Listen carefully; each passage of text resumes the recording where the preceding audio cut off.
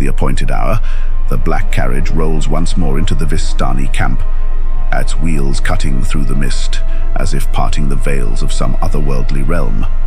Rahadin Blackheart, with his gaunt figure cloaked in darkness, reigns in the team of sleek, midnight black horses. Their coats shine under the pale spectral light as he dismounts, moving with eerie grace to open the carriage door.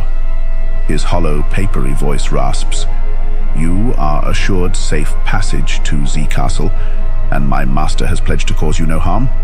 Once inside the carriage, a faint unease stirs as Rahadin locks the door with an almost ceremonial finality. With a crack of the whip, the carriage lurches forward, winding through the shadowed woods. Your companion, Alice Autumnroar, leans close, her bookish eyes gleaming with both curiosity and caution. "Strahd's invitation follows the ancient Barovian customs," she murmurs. "In Barovia, there exists a bond between host and guest.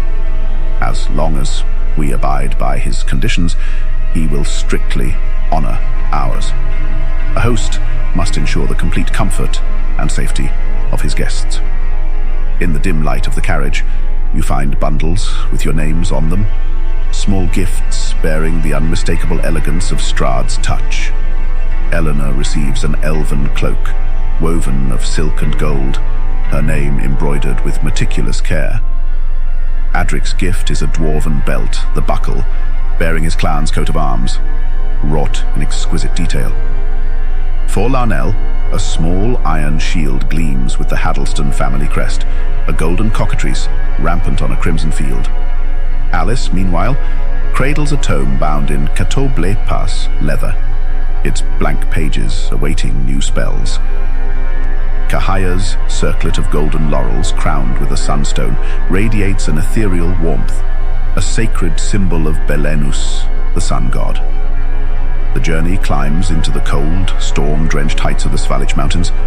Rain lashes down in icy sheets, blurring the world outside the carriage, but the steeds press on with tireless determination. Thunder rumbles and flashes of lightning reveal the silhouette of Castle Ravenloft, perched on a jagged peak, a dark crown on the brow of the mountain.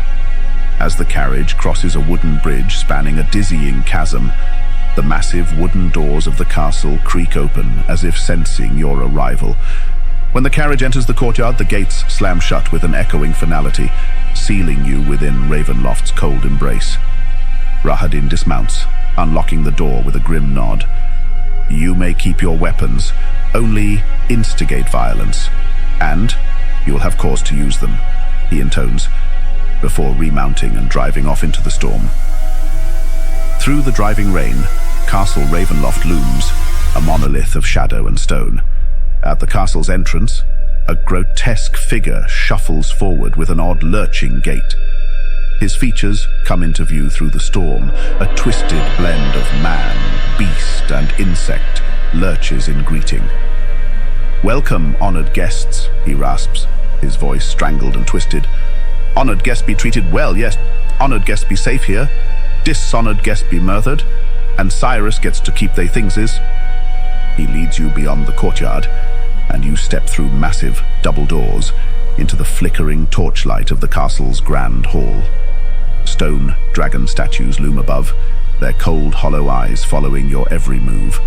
A modestly dressed maid appears, her face pale and expressionless, and beckons you forward in silence. Her footsteps are ghostly soft, and she leads you past pillars lined with gargoyles whose stony visages seem to smirk in the torchlight. As you walk, the faint strains of organ music grow louder, an eerie melody that seeps through the walls. Finally, you enter a grand dining hall, resplendent beneath chandeliers that cast glittering fragments of light across a massive table set for a feast. At the far end, seated at an imposing pipe organ, a figure cloaked in deep, inky black plays a melody that is both haunting and beautiful. As you cross the threshold, the music ceases. The figure stands, turning to greet you. Strahd von Zarovich, his dark eyes glinting with something between curiosity and malice, stretches his arms in a formal gesture of welcome. His voice is rich, velvety, and tinged with a chilling amusement. Welcome to my home, my honored guests. Tonight, we dine, and perhaps discover a few truths.